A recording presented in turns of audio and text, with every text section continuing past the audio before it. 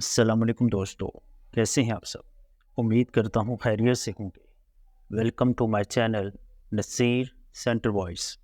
तमाम video updates के लिए नसीर सेंटर वॉइस को सब्सक्राइब करके बेल नोटिफिकेशन को ऑन कर दें।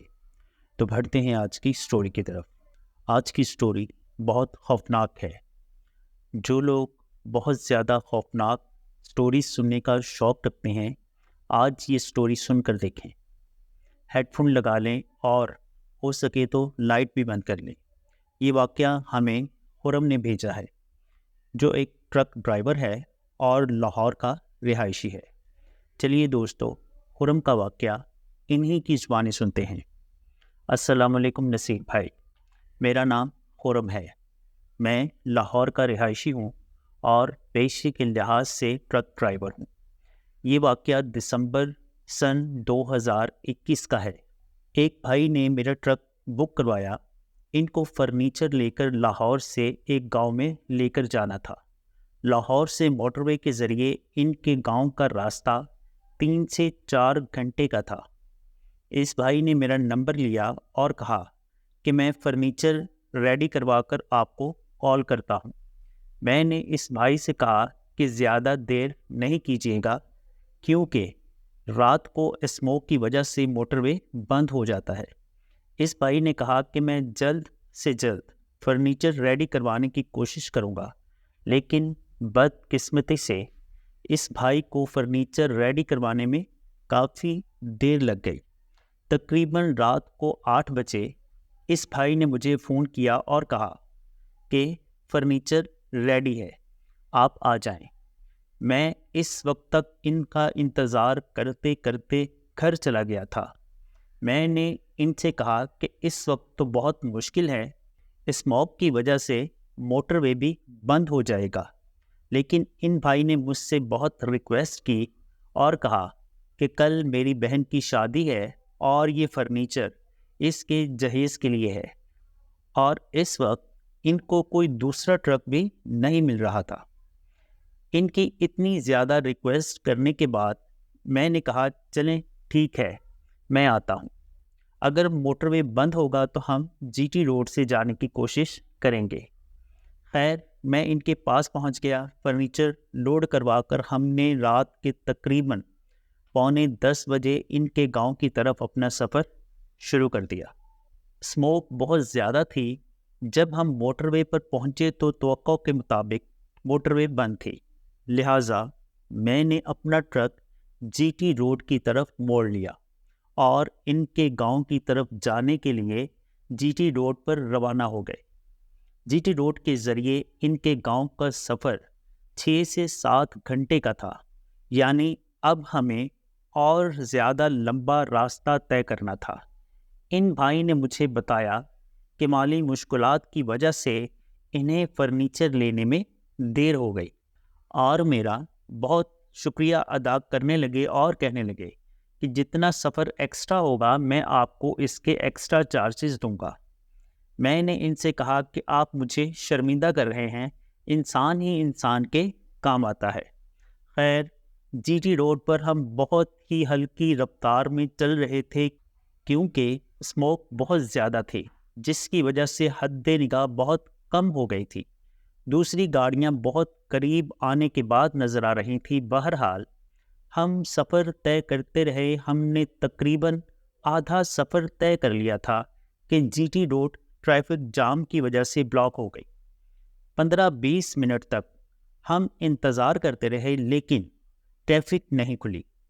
मैंने उतरकर दूसरी गाड़ी वालों से पूछा तो इन्होंने बताया कि वो 1 घंटे से खड़े हैं, लेकिन ट्रैफिक अभी तक नहीं खुली। न जाने आगे क्या हुआ था कि ट्रैफिक बंद थी और किसी को कुछ मालूम ना था। मेरे साथ भाई ने गूगल मैप में देखकर बताया कि ट्रैफिक काफ़ी आगे तक जैम है। इन्होंने कहा कि साइड से एक ऑल्टरनेट रास्ता है जो तकरीबन 25 से 30 किलोमीटर बाद हमें वापस जीटी रोड पर ले आएगा। मैंने इनसे पूछा कि आप पहले कभी इस रास्ते पर गए हैं? इन्होंने कहा नहीं, मैंने गूगल मैप पर देखा है। मैंने इनसे कहा कि अंदर इस ऑल्टरनेट रास्ते पर सिग्नल हो या नहीं। अगर सिग्नल नहीं हुए और गूगल मैप नहीं चला तो हम कैसे आगे का रास्ता तय करेंगे। इन्होंने कहा कि आप इसकी फिक्र ना करें, मैंने इस पूरे एरिया का मैप डाउनलोड किया हुआ है, हमें कोई परेशानी नहीं होगी। अंदर से मेरा दिल नहीं मान रहा था, लेकिन इनके कहने पर मैंने इस ऑल्टरनेट रास्ते पर अपना ट्रक उतार दिया। 1.5 से 2 किलोमीटर तक तो रोड सही था, इसके बाद कच्चा रास्ता शुरू हो गया। यहाँ पर स्मोक काफ़ी कम थी। इस रास्ते पर हमारे सिवा और कोई नहीं था। दूर दूर तक कोई आबादी भी नज़र नहीं आ रही थी। रात बहुत ज़्यादा अंधेरी थी, दूर दूर तक कोई आदम ना आदमजाद। मुझे इस रास्ते पर खौफ आ रहा था। मैंने अपने साथ बैठे भाई से कहा कि कहीं हम गलत तो नहीं आ गए। इन्होंने अपने फ़ोन में गूगल पर निगाह डाली और कहा, नहीं, मैप के लिहाज से तो हम सही चल रहे हैं। अभी हम थोड़ा ही आगे गए थे कि हमें रोड के बीचों बीच एक शख्स लेटा हुआ नजर आया। मैंने कहा, यार, इतनी रात को ये अकेला शख्स इस वीराने में क्या कर रहा है। मेरे साथ वाले भाई ने कहा, यार, ये कोई और मखलूक तो नहीं है। इन भाई की ये बात सुनकर मेरे पूरे जिस्म पर खौफ की एक अजीब सी लहर दौड़ गई। मैंने फौरन ट्रक को ब्रेक लगा दिया। हम इस शख्स के काफ़ी करीब पहुंच गए थे। ट्रक की हेडलाइट्स की रोशनी में अब वो हमें बिल्कुल साफ नज़र आ रहा था।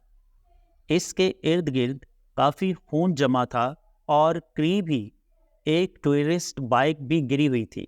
मैंने कहा, नहीं यार, ऐसा लग रहा है इस बेचारे का एक्सीडेंट हो गया है और शायद खून ज़्यादा निकलने की वजह से ये बेहोश हो गया है। चलिए चलकर इसको देखते हैं। जब हमने इसके करीब जाकर इसको देखा तो वो मर चुका था और इसको मरे हुए काफ़ी टाइम हो गया था, क्योंकि इसका जिस्म काला पड़ गया था और हल्की हल्की लाश सड़ने की बदबू भी आना शुरू हो गई थी। वो बहुत ज़्यादा खौफनाक लग रहा था। इस वीरान अंधेरे में, इस पुरअसरार माहौल में ऐसी लाश देखकर मैं बहुत ज़्यादा खौफज़दा हो गया था। मैंने अपने साथ वाले भाई की तरफ देखा, वो भी बहुत ज़्यादा परेशान और खौफज़दा नज़र आ रहे थे। मैंने खौफज़दा और कांपती हुई आवाज़ में कहा, अब हम क्या करें।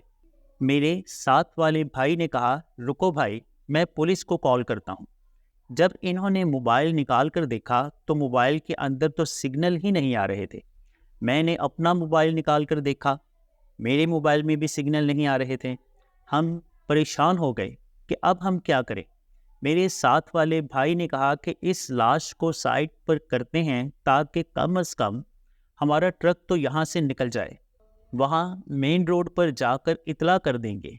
मैंने कहा कि मैं तो इस लाश को हाथ नहीं लगाऊंगा, मुझे तो इससे बहुत ज़्यादा खौफ आ रहा है और अगर हम इस पर हाथ लगाते हैं तो हमारे फिंगरप्रिंट्स भी इस पर आ जाएंगे। तो मेरे साथ वाले भाई ने कहा कि सूखे हुए दरख्त से लकड़ियाँ तोड़ लेते हैं, लकड़ी से इस लाश को साइड पर कर देते हैं ताकि हम यहाँ से आगे जा पाएँ। मैंने कहा, ठीक है, लकड़ी को किसी कपड़े से पकड़ लेंगे। बड़ी मुश्किल से हमने इस लाश को साइड पर किया। मुझे ऐसा लग रहा था कि वो लाश मुझे देख रही है और मुझे बहुत ज़्यादा खौफनाक तरीके से घूर रही है। मुझे बहुत ज़्यादा खौफ आ रहा था। शायद बताने में इतना खौफ महसूस नहीं हो रहा, लेकिन आप यकीन जानिए, वो अंधेरी रात, वीराना, दूर दूर तक ना कोई बंदा ना बंदे की ज़ात, इस पर ऐसी खौफनाक लाश का मुझे इस तरीके से घूरना, खौफ के मारे मेरा पूरा जिस्म अंदर तक लरज रहा था। इस लाश को साइड पर करते ही मैं फ़ौरन जाकर ट्रक में बैठा, ट्रक को स्टार्ट करके फुल स्पीड में एक्सीलेटर दिया ताकि जल्द अज जल्द इस खौफनाक लाश के पास से आगे गुजर जाऊं। जब ये लाश पीछे रह गई तो मेरे दिल को थोड़ा सा सुकून आया, लेकिन थोड़ा आगे जाते ही ट्रक एक झटके के साथ रुककर बंद हो गया। मुझे ऐसा लगा जैसे ट्रक के साथ मेरा दिल भी बंद हो गया हो। بہت زیادہ کوشش کے باوجود بھی ٹرک دوبارہ سٹارٹ نہیں ہو رہا تھا۔ میں نے اپنے ساتھ والے بھائی سے کہا کہ رکیں، میں انجن دیکھتا ہوں، یہ ٹرک ایسے کیسے بند ہو گیا؟ آج تک ایسا کبھی نہیں ہوا۔ ابھی میں نے بولا ہی تھا کہ ٹرک پر کسی نے زور سے دستک دی۔ میں نے کھڑکی سے باہر جھانک کر دیکھا تو کوئی نہیں تھا۔ اتنے میں دوسری طرف سے بھی بہت زور سے دستک ہوئی، جیسے کوئی بہت زیادہ بھاری ہاتھ زور زور سے ٹرک پر مار رہا ہو۔ میرے ساتھ والے بھائی نے بھی کھڑکی سے جھانک کر باہر دیکھا، لیکن اس طرف بھی کوئی نہ تھا۔ ہم دونوں بہت زیادہ خوفزدہ ہو گئے تھے۔ ہم بس ایک دوسرے کی شکل دیکھ رہے تھے۔ خوف کی شدت کی وجہ سے ہم سے بولا بھی نہیں جا رہا تھا۔ ایک دم سے ہمارا ٹرک زور زور سے ہلنا شروع ہو گیا۔ ایسا لگ رہا تھا کہ جیسے کافی سارے لوگ ایک ساتھ مل کر ہمارے ٹرک کو ہلا رہے ہیں۔ ہم بے ساختہ ٹرک سے نیچے اتر آئے۔ ہمارے نیچے اترتے ہی ٹرک ہلنا بند ہو گیا۔ میں نے کانپتی ہوئی آواز میں کہا، یار یہ کیا تھا؟ کہیں کوئی جانور تو نہیں تھا؟ میرے ساتھ والے بھائی نے کہا، یار اتنا زیادہ طاقتور جانور کون سا ہو سکتا ہے جو پورے ٹرک کو ہلا دے؟ ضرور یہ کوئی غیر مرئی مخلوق ہے۔ ایسا کرتے ہیں، ٹرک سے تھوڑا دور ہٹ کر دیکھتے ہیں کہ کون ہے۔ ہم ٹرک سے تھوڑا دور ہٹے، لیکن ہمیں دور دور تک کوئی نظر نہیں آ رہا تھا۔ اب تو ہمارا خوف انتہا کو پہنچ گیا تھا۔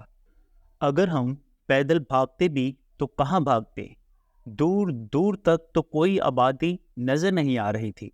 اتنے میں ہمیں ایک عجیب سی غرانے کی آواز آئی۔ ہم نے غرانے کی آواز کی طرف دیکھا تو وہی لاش جس کو ہم تھوڑی دیر پہلے سائڈ پر کر کے آئے تھے، وہ حیرت انگیز طور پر اٹھ کر کھڑی ہو گئی تھی اور انتہا سے زیادہ خوفناک آوازیں نکالتی ہوئی خوفناک انداز میں ہماری طرف بڑھ رہی تھی۔ اوف خدایا، میں آپ کو بتا نہیں سکتا کہ وہ کس قدر خوفناک لگ رہی تھی۔ ہم نے بھاگنا شروع کر دیا۔ اب ہم بہت تیز بھاگ رہے تھے، لیکن غرانے کی آواز ہم سے قریب تر ہوتی جا رہی تھی۔ میں نے پیچھے مڑ کر دیکھا تو میری روح فنا ہو گئی، کیونکہ ہم تو وہیں تھے جہاں سے ہم نے بھاگنا شروع کیا تھا۔ ہم دونوں نے ایک دوسرے کا ہاتھ پکڑا ہوا تھا۔ میں نے اپنے ساتھ والے بھائی سے کہا کہ رک جاؤ، ہمیں آگے نہیں بڑھنے دیا جا رہا۔ ہم تو وہی ہیں جہاں سے ہم نے بھاگنا شروع کیا تھا۔ ہم دونوں کی ہمت جواب دے گئی تھی۔ ہمارے پیروں میں سے تو جیسے جان ہی نکل گئی تھی۔ ہم وہیں بیٹھ گئے اور رونا اور چیخنا شروع کر دیا۔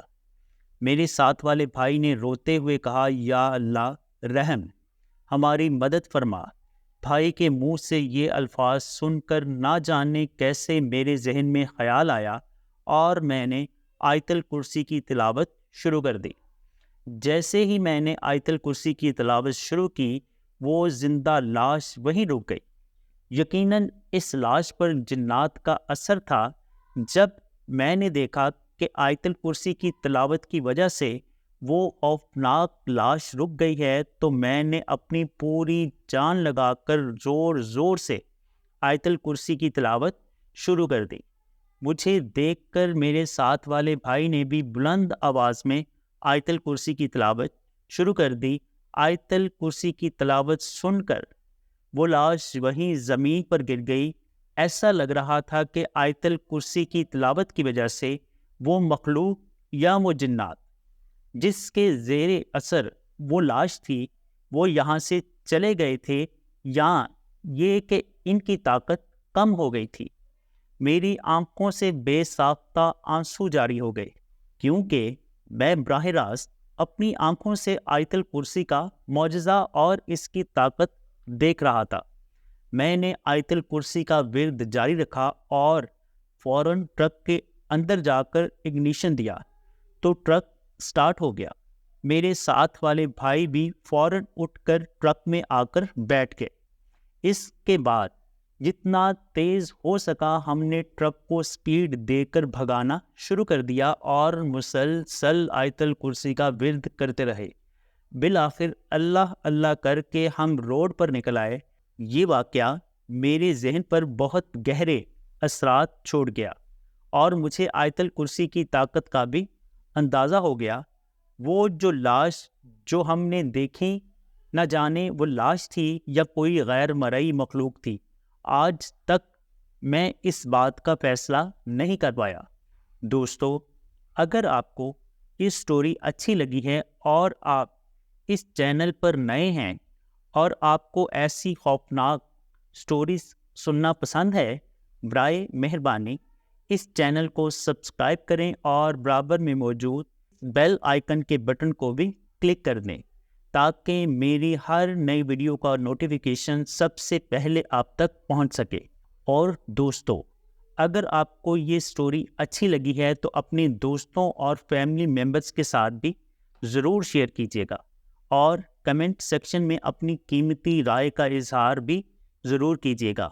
اور دوستو، اگر آپ کے ساتھ بھی ایسا ہی کوئی خوفناک واقعہ پیش آیا ہے تو نیچے ڈسکرپشن میں موجود واٹس ایپ نمبر یا پھر ای میل ایڈریس پر ہمارے ساتھ ضرور شیئر کریں۔ شکریہ۔ اللہ تعالیٰ آپ کا حامی و ناصر ہو۔